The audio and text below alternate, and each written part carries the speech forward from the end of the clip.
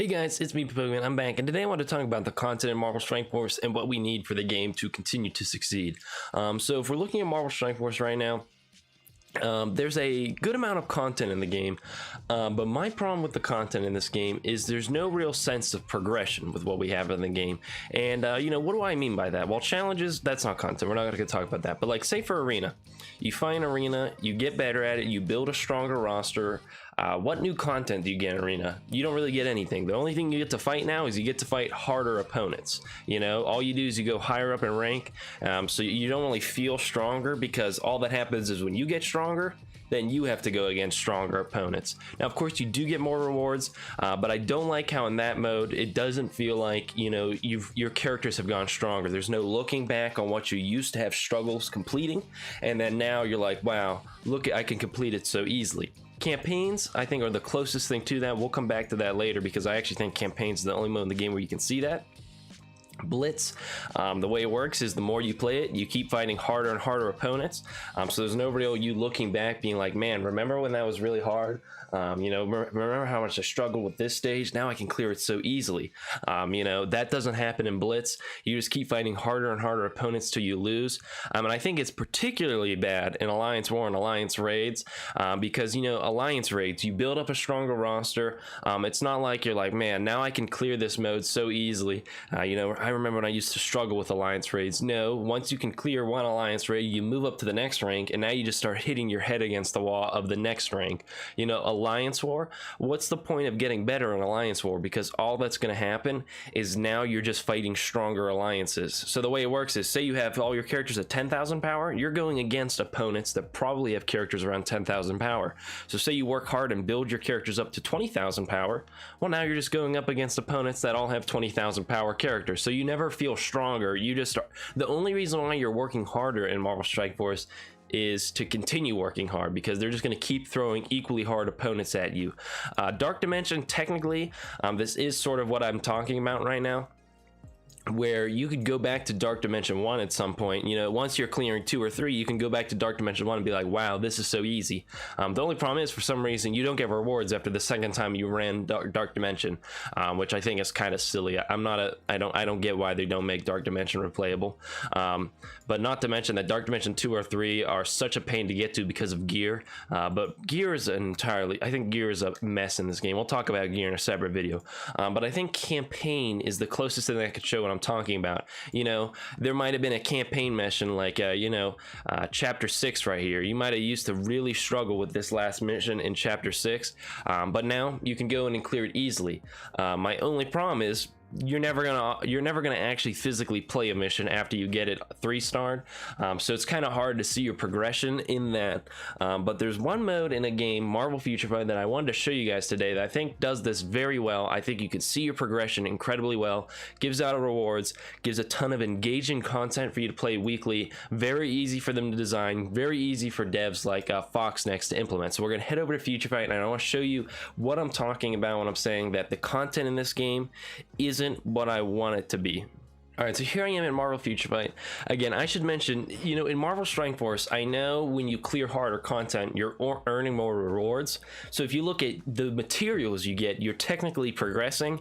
But again, the higher up you get, the more materials you need to make progress. So again, I don't think that's really noticeable progression.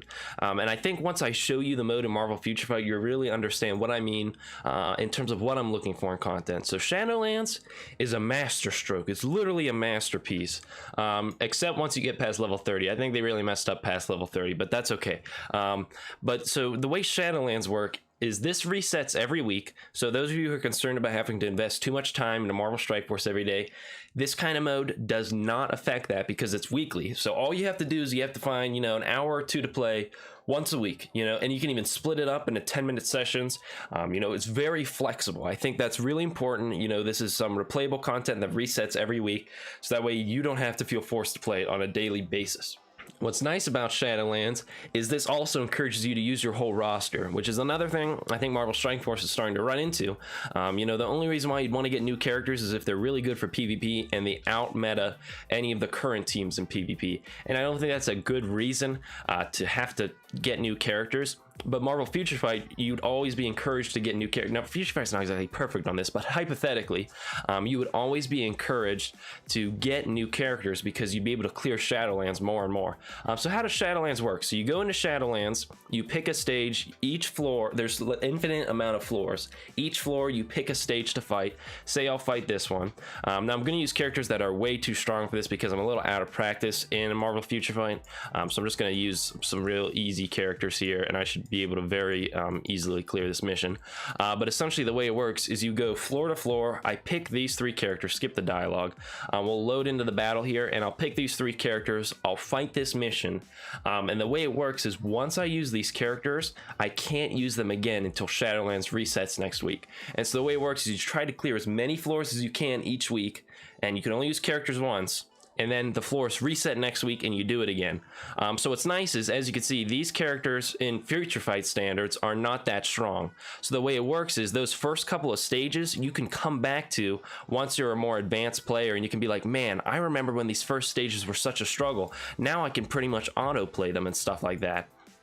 But there's still challenging content because once you get past those beginning stages, you still have hard content on the later stages and stuff like that. And it's a mode that keeps ramping up. You know, the way I envision this in Marvel Strike Force is I'd say the first stages would be like level 50 characters or something like that, you know? And then it ramps up to like level 60 characters. And then it ramps up to like, you know, characters you would maybe see in Dark Dimension 1, and then characters you could see in Dark Dimension 2, and then Dark Dimension 3 characters. And essentially it's very replayable content for everyone in the game, because still those beginning stages would be playable for, you know, new players. They'd be able to play those level 50 stages and stuff like that, but it's playable for late game players because you can still try out those harder stages and stuff like that. So as you can see, you know, this is an easy stage for me because I have higher level characters, but since it goes on forever, you're encouraged to use the weakest characters you have in your roster to clear these stages so you can save your strong characters for later on. So it even makes stages that are theoretically easy feel hard because you're trying to push yourself to the limits instead in terms of using your weakest characters, because you want to save your strongest ones for the later stages. So I think that's really critical to this. I think it makes the mode so engaging as you're trying to maximize your roster. So as you can see, I clear that stage right there. You know, blah blah blah, get my little rewards. You don't know what any of that means. That's essentially some materials you use to level up certain characters in the game. But the way it could work is each state could give out, you know, randomly. It could be like premium orb fragments or ability materials, or it could be like training materials. But as you can see, move on to second stage here. I enter the stage, I can pick who I want to fight. I'm just going to fight this team right here. But now if you look, I can't use those same characters I used last time. It's hard to notice because I have so many characters. I mean, there's so many characters in Future Fight, but as you can see down there, those 3 characters are not usable again. So this encourages you to build a big roster because you can't use characters again. So every time there's a new character that comes out in the game, every time a new team gets released, you're like, man, I want to build that new team because I want to be able to clear another floor in whatever the mode would be in Marvel Strike Force. So that's just a really cool thing, and I think they're on their way to having a mode like that permanently in the game. If you look at something like we're gonna again use a team that should really easily wreck this. If you look at something like Dark Dimension, if Dark Dimension could reset every week, you know, I think you would be on the verge of having a mode pretty much like Shadowlands. Now I think Dark Dimension, I'd like Dark Dimension to stay separate because I think Dark Dimension is an interesting piece of content, and I think it's fine that it doesn't reset every week as long as we have something that resets every week. You know, and an interesting note about Shadowlands is there's different types of stages. So you notice this one, you throw 3 characters on and the autoplay, and you sort of, it's like a rumble mode where you have every character fighting each other once, as opposed to the 1v1 I had in the last stage. So that would also give you ideas. You know, maybe some stages in the Shadowlands for Strike Force, you would maybe have to be protecting an operator, or other times you have to take out people that are trying to arm a bomb or something like that, just to give you guys an idea of how they could diversify it a little bit. But I like Dark Dimension. I'm okay with it staying its own separate thing because I know it gives a little bit higher tier rewards like gold, orange gear, but I think it'd be cool if they added a mode like Shadowlands, which is a little lighter in terms of, you know, content. It's pretty straightforward. You're just clearing a stage, move on to the next stage, clear the stage. You know, should be pretty easy for them to program, minimal new assets, but I think you could get really creative with the rewards. I think there are a lot of things people would like. You know, could give out like blue and purple gear. You know, I know not everyone needs that, but it's something that, you know, occasionally, like, I don't have blue or purple gear for this character. You know, people would play the mode for that. You know, if you gave out training materials, ability orb materials, you know, people would play the game mode to get that kind of stuff. You know, I just think there's a lot of potential in a mode that could give out a lot of different types of materials. It doesn't always have to be gold or something like that. You know, that Dark Dimension gives out. You know, I think Shadowlands gives out a very diverse set of rewards for Marvel Future Fight, and I'd really love to see a game mode like Shadowlands come into Marvel Strike Force, because I think it was something that kept me playing Future Fight for such a long time, simply because I always wanted to get a new character, because I always wanted to be able to make it farther in Shadowlands as opposed to when I did the week before, because they had first clear rewards. So the first time you'd clear a stage, you'd get a bunch of bonus rewards, and then every time you'd clear the stage the following weeks, you would get, you know, just normal rewards, but you were encouraged to always try to make it to that next stage, because you'd get a huge burst of rewards every time you can make it through to that extra stage and stuff like that. So just Shadowlands is just an incredible mode. I've talked about it a long time ago on this channel, but I'll keep talking about it until we get something like that in Marvel Strike Force. I think every game with a huge roster of characters should have a mode like Shadowlands, because you know then for the rest of the game's lifespan there's a reason to build up the next character, because you can make it farther. It's a beautiful mode. It's a master stroke almost. They really messed up after level 30 in Shadowlands, because then the rewards get really bad from what I understand, but the concept still stands.